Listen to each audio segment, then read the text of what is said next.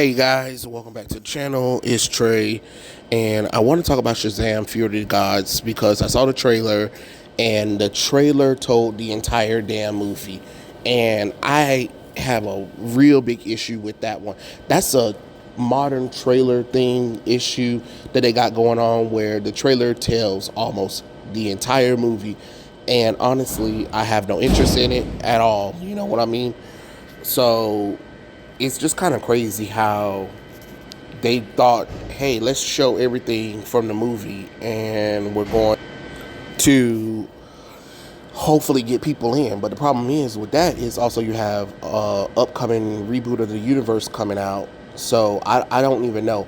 But my biggest issue is that they decided to have the daughters of Atlas upset that their father's powers were stolen or whatever. But y'all have to remember that the wizard Shazam chose his champion, and he's part of the quintessence.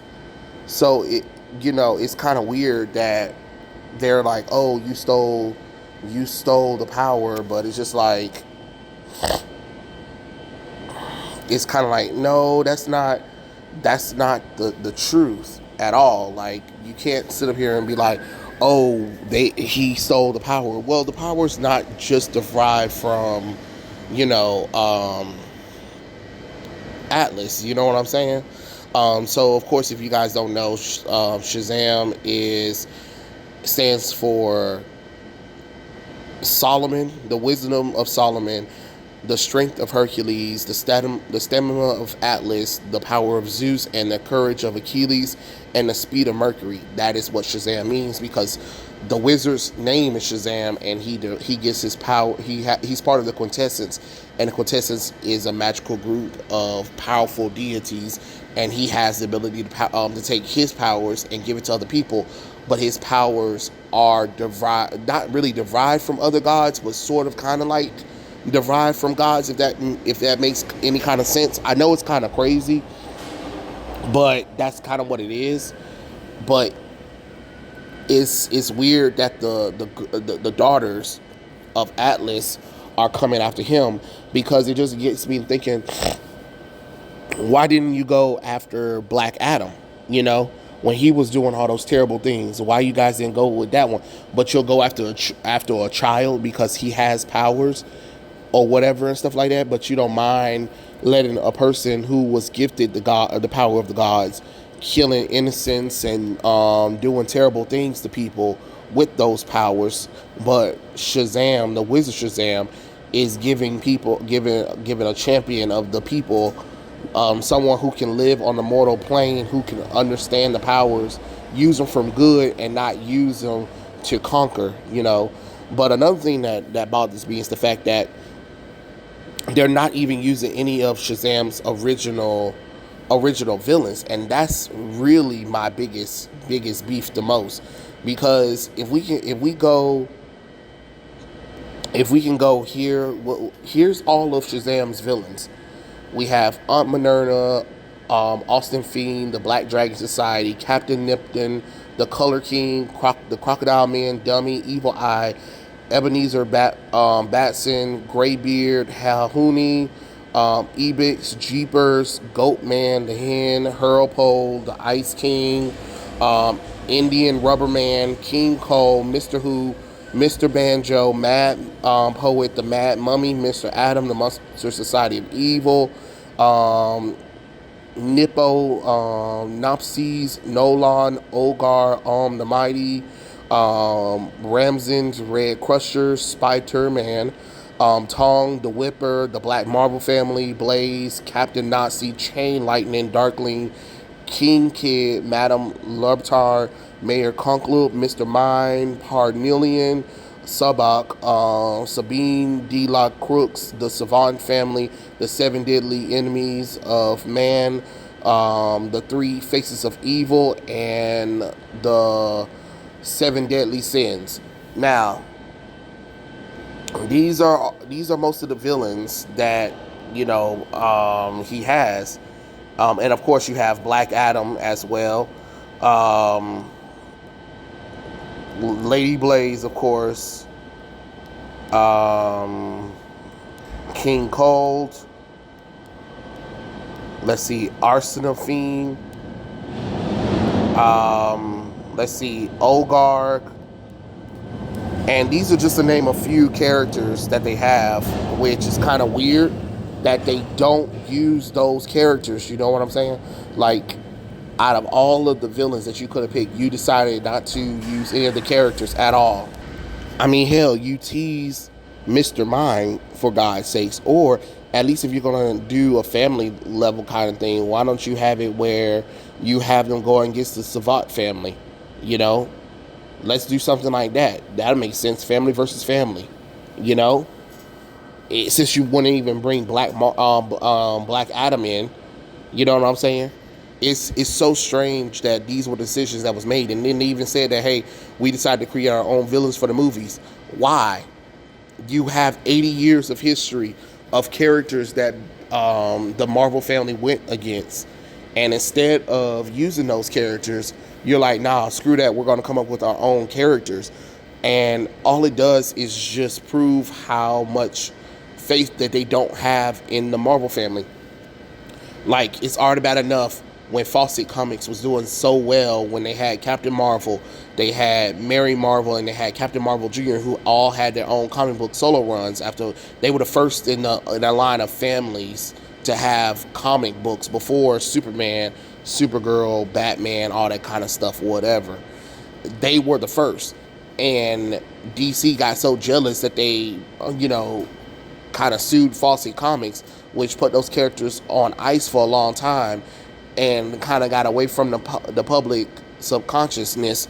And it's kind of weird that you decided to base the movies off of the New 52 when nobody liked the New 52 and nobody didn't like the New 52 take on the Marvel family at all. And the fact that Jeff Johns thought that we were so stupid that we didn't know the difference between Captain Marvel DC and Captain Marvel Marvel. Like, come on now. His name is Captain Marvel. Call him Captain Marvel. You can still call him Captain Marvel in the movies. You can still call him that. You just can't promote him as Captain Marvel. That's all. That's all. And I hate when people be like, oh, well, because look. I already know the history of the characters.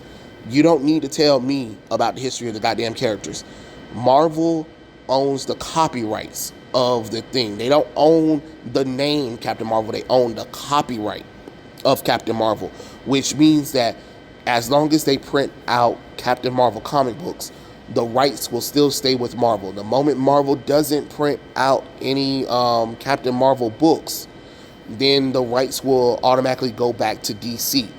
But DC can call Captain Marvel that because Captain Marvel was created before Captain Marvel from Marvel, and that name is already copyrighted through Fawcett Comics, which DC has brought Fawcett Comics. So yes, they can still call him Captain Marvel, just like they can call Freddie Freeman Captain Marvel Jr., and they can still call Mary Marvel Jr. Mary Marvel. You can call these characters their names. It's okay. Hell, they got a villain called Spider-Man, for God's sakes. So let's stop pretending like some of these names are just owned by the one person or anything. No, these comic book companies need to understand that, because they're ruining these characters. But my thing is, even when Jeff Johns had the Shazam Rebirth run, he was going through this whole made up little different magic worlds or whatever, and honestly, it wasn't all that interesting of a take. Honestly, I don't care about all that stuff. I want you to tell a story about the Marvel family dealing with Captain Marvel stuff. You know what I'm saying? I would love to see Captain Nazi. I would love to see Chain Lightning. I would love to see Lady Blaze. You know what I'm saying? Characters that, give a real threat to Billy Batson. You know what I'm saying? I would love to see that kind of stuff. But no, for some reason, you guys don't want to do any of those characters because you think they're cheesy. Duh, because Billy Batson is a child.